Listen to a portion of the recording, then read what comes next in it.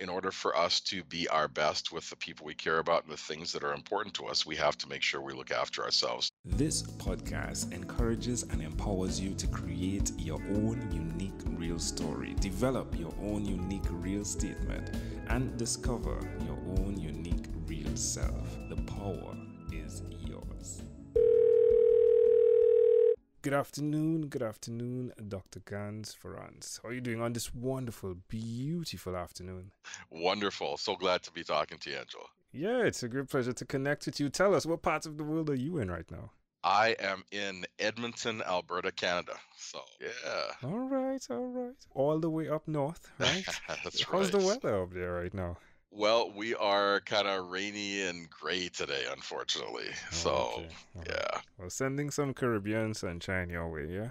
Oh, well, thank you. I appreciate it. Now tell us, like, which of your talents is responsible for us connecting at this specific time in history?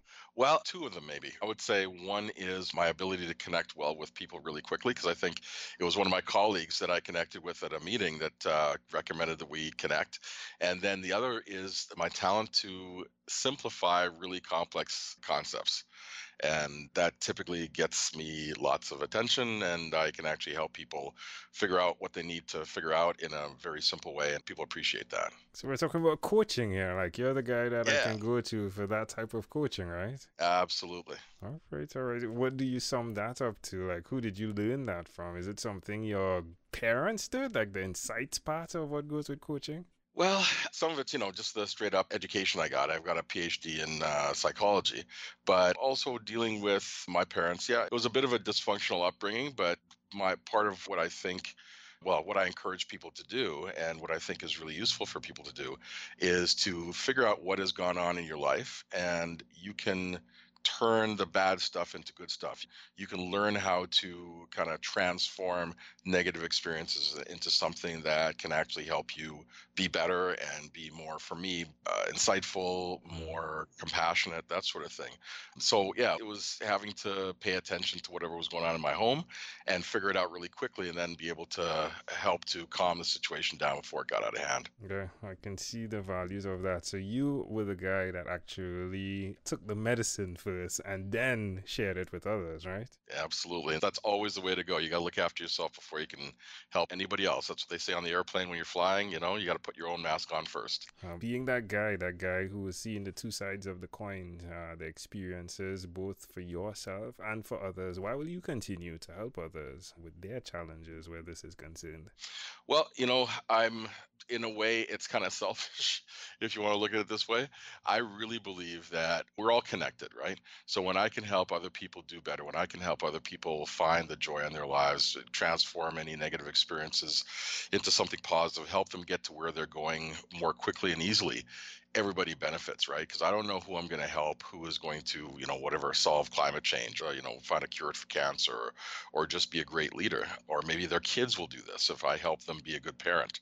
So anything that I can do to help other people, I know is going to come back to me. I really have that belief, and I've seen it work so many times in my life before. So that's why I'll keep doing it. I remember reading your bio, and in there, I know I read a ton of bios, right, as part of the preparation for these Yeah. conversations, as you can imagine, right? And hmm yours was written a bit differently from something I've seen, which is where you spoke about the oil and gas workers, right? Now, hmm locally in my country, like, I think I understand what you mean when you talk about the hardened oil and gas workers and the fourth generation gangbangers. Like, I mean, open that up for us. What have you seen occur there?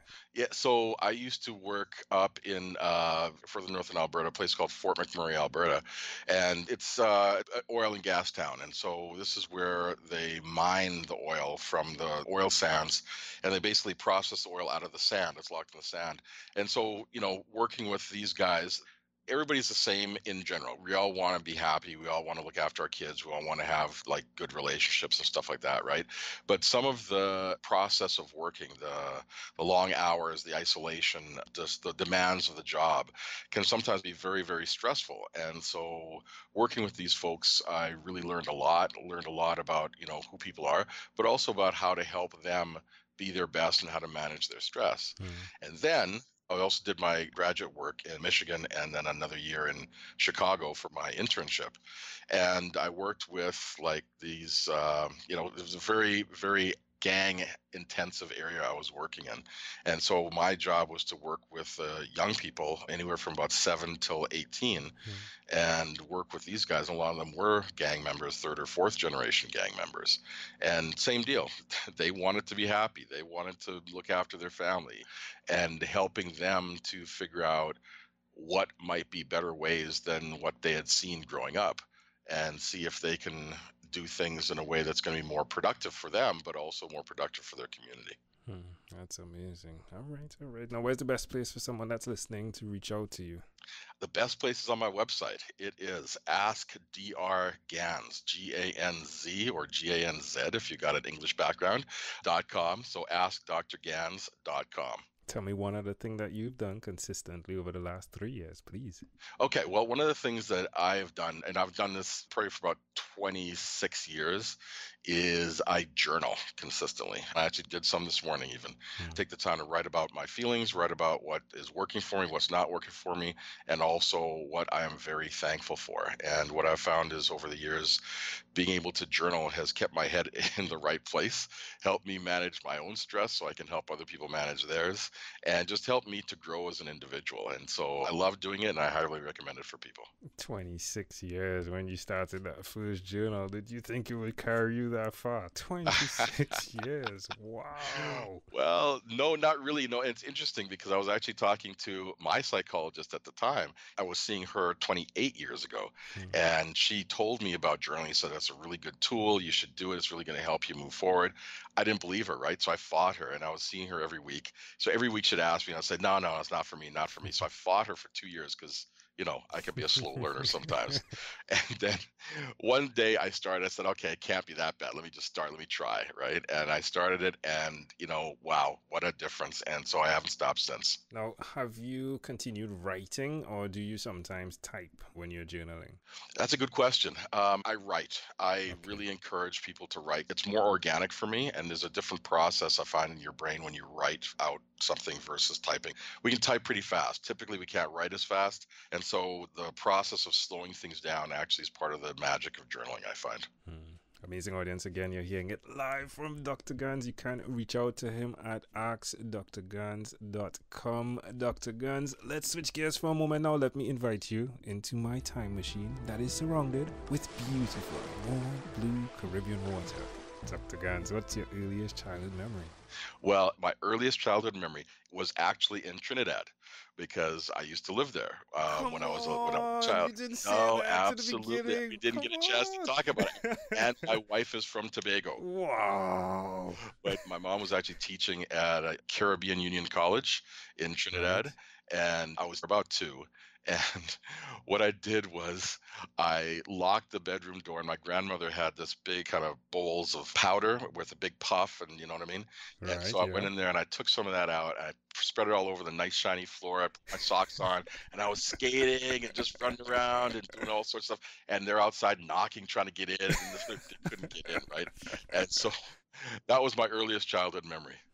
That's intriguing. So Yeah. why do you think this memory is so clear from a metaphoric standpoint? Well, I think one, I was probably like a bit of a mischievous child. I've always had that edge to me. So I think that's one of the reasons. 2, it was a fun memory. It was a joyful memory. And I really, my grandmother is the one probably I was closest to of all. And so it's connected to her. And then 3rd, this is one they're always talking about.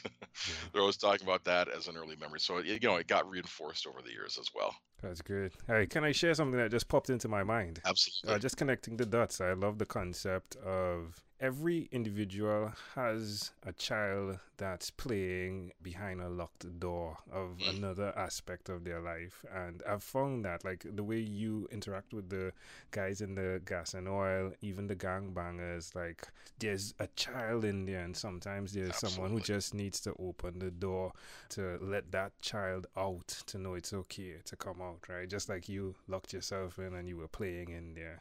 Yeah, it's pretty intriguing. That's a beautiful metaphor because absolutely right. I mean, I've worked with so many people over the years. I mean, these guys, police officers, executives, and we're all the same, right? And it's just that our early experiences and what we've had to do to make life for ourselves or to survive has taught us certain things. We put up these walls, we lock ourselves in. But absolutely right. When somebody can be there to show you that it's okay to be who you are, then the humanity comes out in all of us, right? So I love that metaphor. Yeah, it's Thank you for that. beautiful. You're welcome. You're welcome. If we fast forward to when you were 12, what was your favorite song? My favorite song. So there's a song called Ballroom Blitz. And I love that song. It's they used it in the Rocky Horror Picture Show, and Yeah. never saw the movie at that time. But I just loved the song. It just had a lot of energy, and I just loved the way it played. So that was my favorite song when I was 12. That's cool. I mean, you were doing a ballroom blitz in the bedroom there, Yeah, right? I guess so.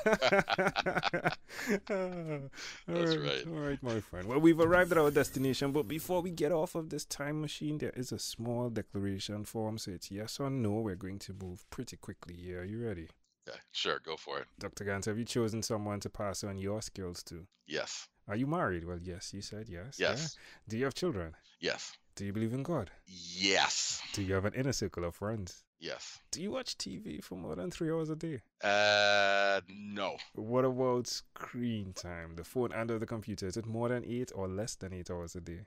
Less than 8. All right. If you had to share with us your own unique real statement, a statement that represents who you are, Dr. Ganz Ferrance, what would you say that is? Okay, that would be something from Shakespeare, from Hamlet, actually. It says, to thine own self be true, for then thou canst not be false to any other man.